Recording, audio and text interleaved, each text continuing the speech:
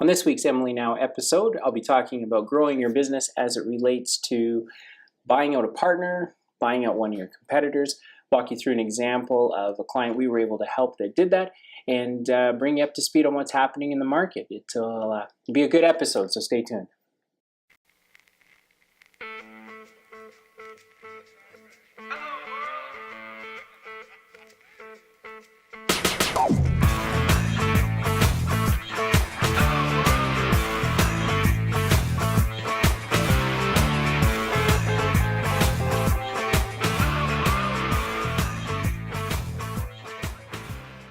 My name is Dylan Gallagher, founder of emilynow.ca. Each week we put together this Emily Now episode to help you understand things about borrowing money. We've got an online platform that helps individuals and businesses access financing from the banks in Canada. And so each week we put these episodes together in an attempt to help you learn more so that you can do more.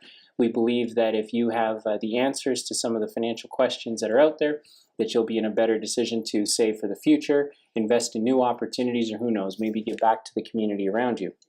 And you can find us on Twitter at Emily Now Canada. You can like us on Facebook. You can subscribe to us on YouTube. We're out in the social space and we'd love to hear from you.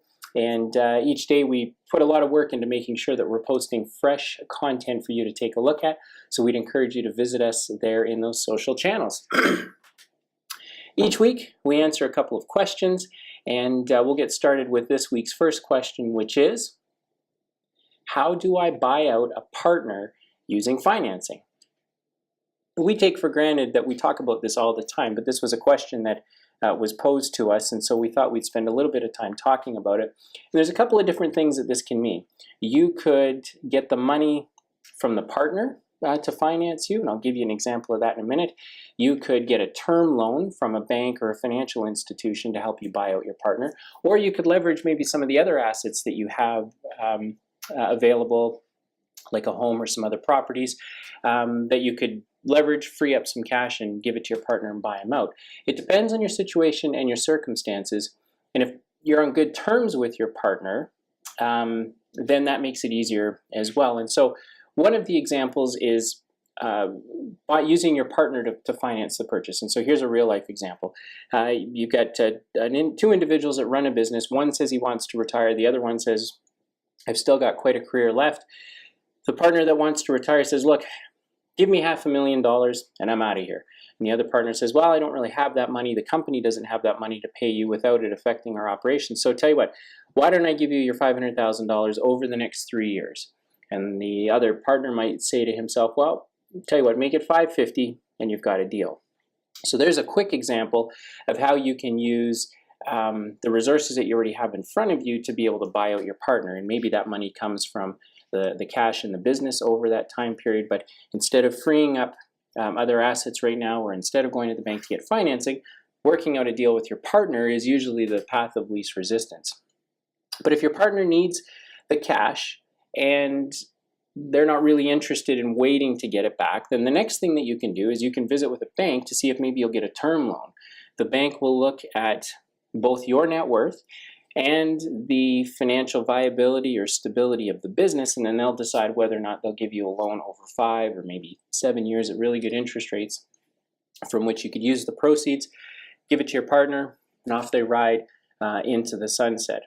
If you're not able to go to a bank to get a term loan based on the strength of the business and your personal guarantee, then kind of another option you might have is to look into your net worth, look at the things that you own, and see if there's maybe an asset in your net worth that you could leverage, like a second mortgage on a property or redoing a first mortgage on a property that you own, or maybe that your business owns, to be able to free up the cash and just give it to your partner and bypass the bank and bypass trying to work a deal out with them. So there's no right way to buy out a partner using financing, but certainly there's a few different ways that you can do it. And if you wanted to explore some of those options, you could visit emilynow.ca to see what some of that math might look like. But let's move along to the second question today, which is there a loan that can help me buy out a competitor? So buying out a competitor involves more than borrowing money. There's many different types of financing options available. Term loans are oftentimes used to help you finance the purchase of a competitor, but you're going to have to be able to demonstrate that your current business can support the amount of money that you're looking for from a bank in order to buy out your competitor. The bank will include the financial performance of the company that you're purchasing in making a credit decision, but primarily they're going to want to make sure that the payments can be made. They're going to be looking at your existing company to see if they can support it. And the bank's also going to require some corporate security, such as a general security agreement or a corporate guarantee. And they may also ask that the principals of the business that are looking to acquire the competitor, that they provide some measure of a personal guarantee. So there's lots of different things to consider. Buying out a competitor in and of itself, trying to cut the deal, that's usually where the hardest amount of work is. When it gets to financing the deal, you just want to make sure that you know your math. You want to make sure you know what options would be available to you, what a bank would look favorably on. And so, of course, the best way to do that, we think, is to go to emilynow.ca, punch in some math, and see what it looks like. But there are loans that you can use to take advantage of buying out a competitor. And in some cases, you may not need even a loan. Your competitor might be prepared to say, look, if we agree on a purchase price of $1 million, I'll take $500,000 now, and you guys can give me $500,000 down the road. So there's creative ways of putting that deal together. There's lots of folks in the marketplace that can help you do that, but if you are going to require some capital or some measure of financing to make that happen, then certainly we'd love the opportunity to try and help you at emilynow.ca.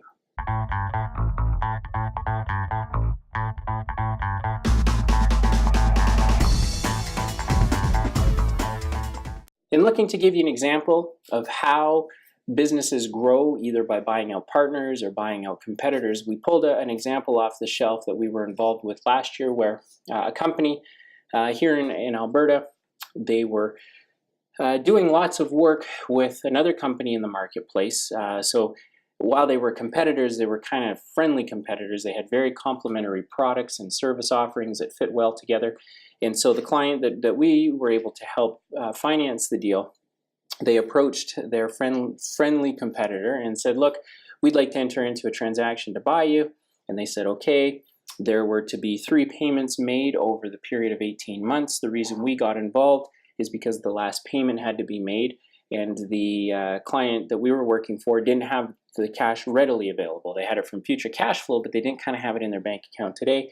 And so that's how we got involved. Now, I should note that after we were able to help them, not everything worked out as planned. In fact, when the last payment came down, the company that they acquired ended up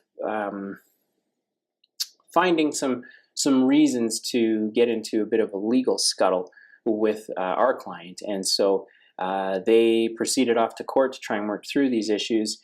And I think ultimately it's probably going to work out, but unfortunately they both had to spend a lot of time, money, lawyers' time and money in order to resolve these issues. So why do I share this? I share this because, you know, deals, we have a saying in our business anyway, deals aren't done until the money's in the bank. And in this particular case, we certainly can see the evidence of that until a deal closes, until money has changed hands and everything is done, the deal is not finished. It's easy to get into deals together, but it's very hard to get out or to try and work out of deals together. So legal documentation is always very important. Agreements are very important. But at the end of the day, that stuff doesn't really save you. It just sort of helps you if you're going to end up going down a road anyway. So make sure you've got a good lawyer, but try to figure out a way to pay off your competitor quickly, or whichever company you're acquiring. Make sure that you've got a very specific plan to pay out that debt, because most times where these issues come into play, or where there are issues that need to be dealt with, or when, you know, money hasn't totally changed hands yet, or there's still some loose ends like profit sharing and customer lists and non-compete agreements and so forth. It's kind of these little things blowing in the wind. So make sure you can quickly close the deal. Make sure that you can take care of your obligation and then move on so that you can avoid a situation like we found our client in. And if you think you need money to sort of make that happen, then visit emilynow.ca. We'd be happy to help.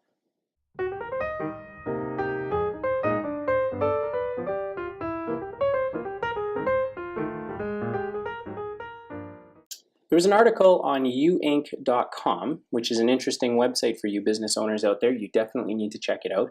It was a company being interviewed about the challenges that they face trying to get financing for their new business. It's a good read if you're a business owner and If you've ever tried to get money, or you've thought like, am I the only one who's crazy? Are these banks really as difficult as they appear to be? I think this article you'd find would help alleviate that concern that you're out there alone. Many businesses face that challenge of trying to work with banks. And we hear this all the time. In fact, this is why we built the emilynow.ca platform, was to try and take a lot of the guesswork out of what's happening when you go and visit with the bank. What math are they looking at? What documents do they need? Why are they making the decisions that they make? And you go to one bank, you fill out paperwork, you go to the other bank and fill out paperwork. I mean, this just, it's, if you're a business owner looking for financing, it can be very difficult and very frustrating. Oftentimes, as you'll read in the article, you'll get down the road with your bank only to discover at the 11th hour that they say, geez, we've decided we're not going to approve that loan for you. Sorry, we know we've spent 90 days of your life trying to put this together, but we just don't think it's going to work. And so that happens all the time. Banks want too much security. That's another big concern that we hear. The bank wants personal guarantees, and I don't really want to give a personal guarantee. That's always out there. I mean, the list of things we hear from businesses trying to borrow money, the list just doesn't end. But borrowing money is a big deal, not to be taken lightly. There's many different variables that you need to know about, but you can be prepared and you can give yourself the best possible shot possible. We built emilynow.ca to help businesses with this exact problem, kind of this never-ending list of things that you need and paperwork that's required, and kind of that cycle that just doesn't seem to break at all. Over the course of almost 2 decades, we've had to help borrowers with the same situation, so we've helped hundreds and hundreds of businesses get the money that they need. Many borrowers don't realize that banks, they don't want to lend to every borrower that walks through their door. In fact, banks decide which kind of businesses they want to lend to, and that's not the same across all banks. And not only the types of businesses, but also the types of industries that they want to lend to. And so each bank, they have kind of a profile borrower that they have in mind. They're similar, but not always the same. And then they have these internal credit systems that help them decide, when the information finally does start coming in, is this a client that we want to approve? And if we do, what interest rate are we going to give them? Key is, every bank has a different credit system. So they use the same basic criteria, but once you get over the basic criteria and now you're into the nitty-gritty, each bank sort of treats each application a little bit differently based on how they have decided to lend money for any given year, and the kind of interest rate they want to get and the kind of margin they want to make. So if you're frustrated at dealing with the banks, you're not alone. There's many of businesses out there that have been frustrated and continue to be frustrated, but visit emilynow.ca, because there's a different way to go through that experience. Instead of creating multiple applications, visiting multiple banks, and waiting for multiple answers, you can do it all in one place in one shot and determine what might be available to you. So good luck with that. Thank you for joining us on this Emily Now episode, and we'll see you next time.